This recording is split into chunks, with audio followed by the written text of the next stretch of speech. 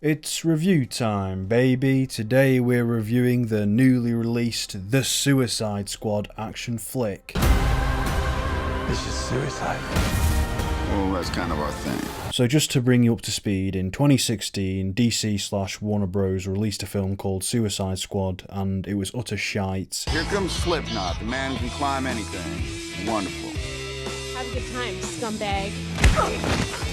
And that's the general gist of it. That's the end of the history lesson. Director James Gunn was brought in to direct this new one. He directed the Guardians of the Galaxy movies. He's very good with ragtag, morally ambiguous anti-heroes. This new film is essentially a soft reboot, a completely different style and take on the same plot. It does act as if the first movie doesn't exist, which is a good thing. Instead of this film being an action film with a lot of comedy sprinkled in there, this is just a straight up black comedy with a bit of action on the side. Well, quite a lot of action. It's still a superhero film, but it's gotten past the point where the comedy isn't just comedic relief, it's part of the whole film. Unlike the initial Suicide Squad, this film's got an R rating, so there's lots of nice swearing and gore. James Gunn utilises his edgy, irreverent writing style that he used in Guardians. It's just overall a vast improvement from the original in every way. Strong characters, James Gunn knows what he's doing on that front. He was honestly the perfect choice for this kind of movie. Idris Elba played the lead and he was very good. I'm not even a huge fan of the actor, but he was really likeable in this film and most of the funniest lines came from him. His character probably had the best character development. He was very funny, he just couldn't be arsed with what was going on in the film. He felt like the dad who hates superhero films being dragged into the latest Marvel film by his kids. You're supposed to be decisive. And I've decided that you should eat a big bag of dicks. There's a lot of very obvious similarities between Idris Elba's character and Will Smith's character from the first Suicide Squad. He's essentially a much better version of the same character. Stronger performance, stronger dialogue, stronger storytelling. He even has a younger daughter who acts as his inciting incident. There's a scene at the beginning where his daughter visits him in prison, and internally at that moment I was like, oh dear, it's going to be a corny attempt at giving the character an emotional, sympathetic core. But fortunately it turned out to be a pretty good scene of black comedy. Idris Elba finds out his daughter was caught stealing a smartwatch and he's more upset at the fact that she was caught than actually being a thief. A good thing about the scene though is that the comedy wasn't at the expense of the emotion, which is the case for all of the scenes in Marvel films where they undercut a serious moment with a lame joke. Because James Gunn is a talented guy, the scene is funny and quite sad at the same time. You know, you can actually have more than one emotion playing in a scene at the same time.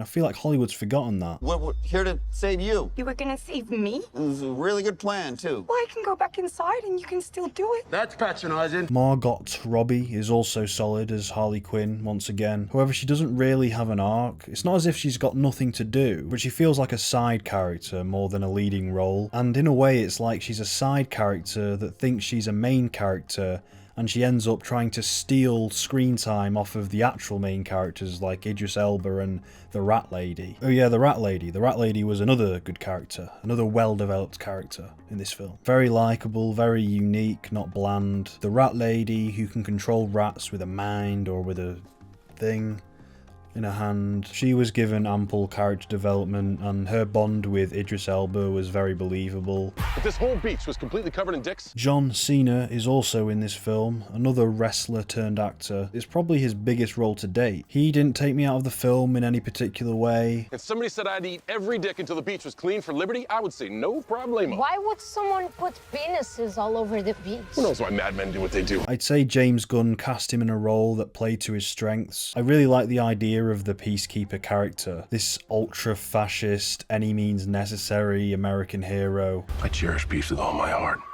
I don't care how many men, women, and children I need to kill to get it. And then we have Peter Capaldi's character, who's the villain of the film, the Thinker, I think he's called. Peter Capaldi was appallingly underused in this film. He never made me laugh and didn't have much development. Think about it, this is a black comedy with a satirical political edge. It's literally Peter Capaldi's wheelhouse. He could have honestly been the best character in the movie if he was just properly utilised. Rick Flag and Amanda Waller are returning characters from the original, now being written and directed as they should have been in the first film. Rick Flag is now much more likeable now that the script isn't taking him and all the other characters characters as seriously. Amanda Waller and her whole team, all the people that run the Suicide Squad operations who force them to go into and do these missions, they're all portrayed in a refreshingly cynical manner. They're all placing bets on which members of the Suicide Squad are going to die before the mission starts and just taking the piss out of all their shit powers. The overall tone for this new movie is the perfect fit for this kind of concept. It's such a specific tone to strike, but James Gunn knows how to pull it off. It's edgy and even has some fairly dark moments, but it never gets to that point where it's taking itself too seriously like the original film where they played the Jared Leto performance completely straight and it was just horrible. When it does attempt to be sentimental, it succeeds because the characters are well developed. There's that scene in the middle of the film, and you'll know it when you see it, where they all start to bond. You know it just because you'll be like, okay, this is the part where I'm supposed to feel sentimental, but by that point you already like the characters, so that actually plays well. Of course, it does help that these characters aren't obnoxiously pandering, with dialogue that's insisting to the audience that these characters are damaged and cool. I'm sorry,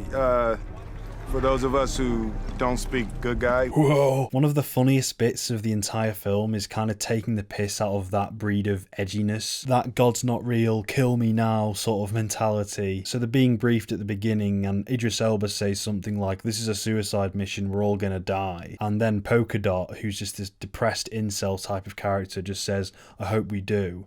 And then Idris Elba just goes, oh, for fuck's sake. And he's doing his British accent as well. It's just perfectly delivered. It's so funny. We're all gonna die. I hope so.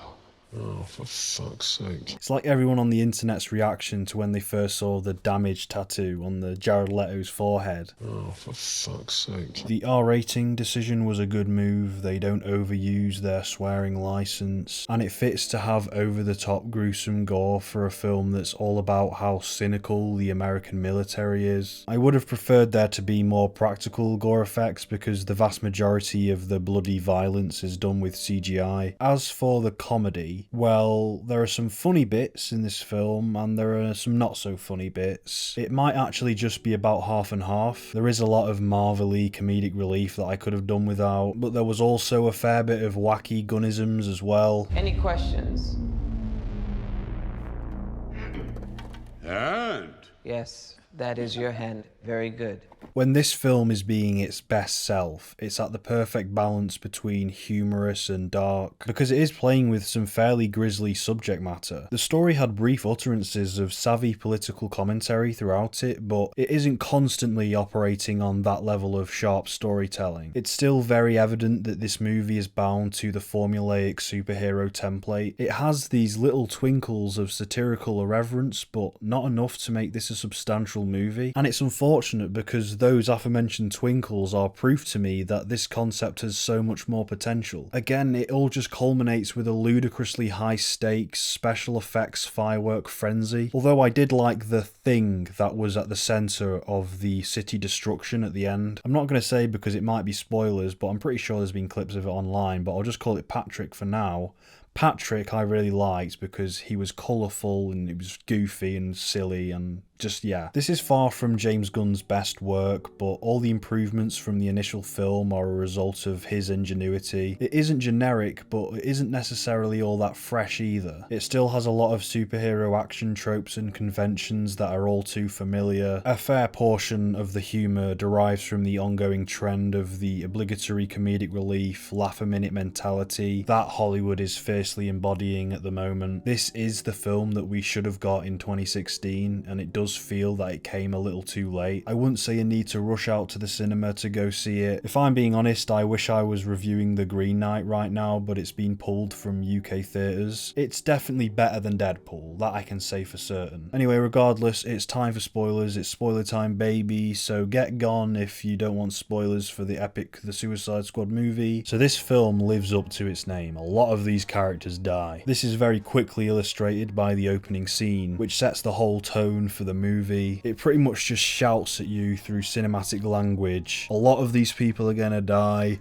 They're being aimlessly hurled at the enemy with the hopes that maybe one of them will survive and do something of some use to the American government. That opening sequence was one of my favourite parts of the movie. It painted a very cynical yet very funny picture of American overseas military operations. The film actually contains a lot of very poignant subtext about the American military. However, the rest of the film doesn't really live up to the tone set by the opening scene. Aside from an additional scene where the squad mercilessly slaughter a camp of soldiers and they turn out just to be freedom fighters, that moment was brilliant. It was cool. It had some biting undertones to it. That and the opening scene hint at this brilliant political satire. It was funny, it was shocking and horrific all at once, and it was a creative way of taking the piss out of American warfare and how soldiers are treated like disposable bullets. I can honestly see a masterpiece being made from this concept if it just wasn't so tightly tethered to the rigid superhero format. There's a lot of concepts in this film that I wanted to love. The Peacemaker character I can imagine being a hilarious mockery of American fascism. When the big starfish monster gets out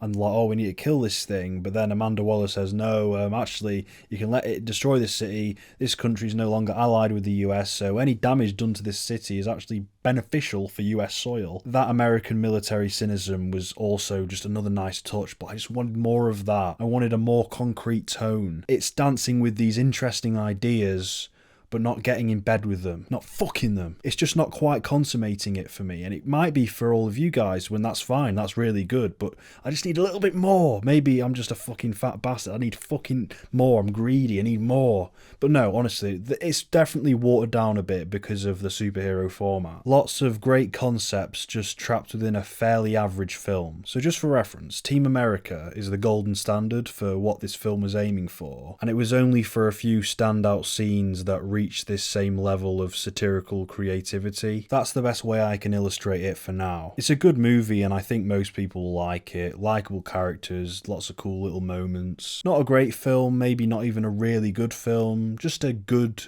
decent solid film. You don't have to rush to it, but you're not selling out by buying a ticket. What you're really saying is, hey, I'm in support of hiring more creative directors. So on those grounds, go ahead, go and watch it and fuck off. Fuck off. Come on, fuck off now. Fuck off. Fuck off.